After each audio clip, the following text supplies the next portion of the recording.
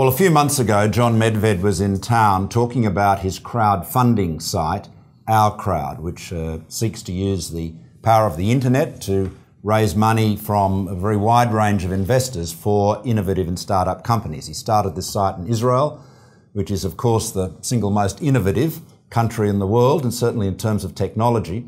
And he's back in Australia. So, Jon, what brings you back here? Well, it's time to get started here in Australia.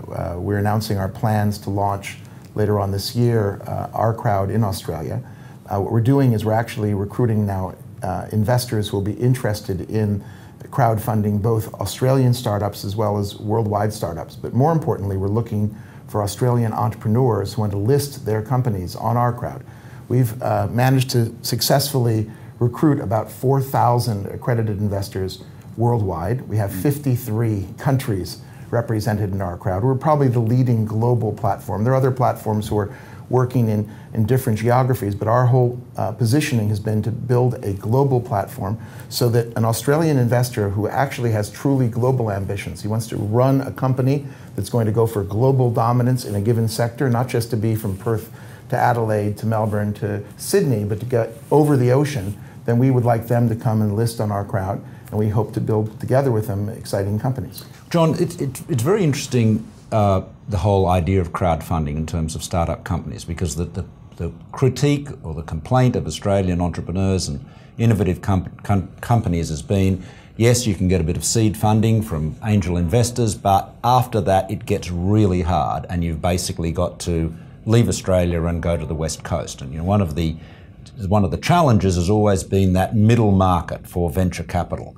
Now, do you see crowdfunding around the world changing that and making capital more accessible across borders? Absolutely. We want to bring the West Coast and we want to bring Israel to Australia rather than force Australian entrepreneurs to leave their homeland. I mean, we have this problem in Israel all the time.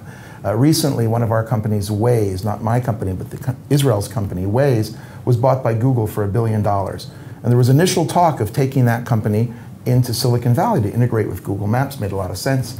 And the guys at Waze said, we're not going. And so that company stays in Israel. Facebook just bought a company in Israel called Onavo. And there was talk also about bringing that company into Silicon Valley. And they said, no, we want to stay. And I think that there's no reason why Australian entrepreneurs can't build global companies from here. And we simply need to bring capital from abroad.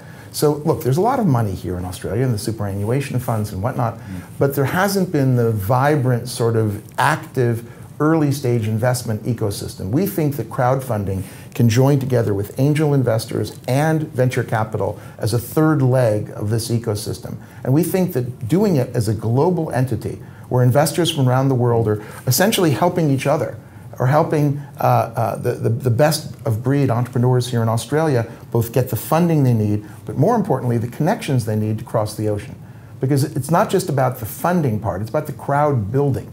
In other words, you need connections so that you can find distributors and partners and additional rounds of funding so you get introduced to these people. You don't have to physically go and move your shop to Silicon Valley to do that, but you have to be engaged with the world. Well, Jon, thank you very much.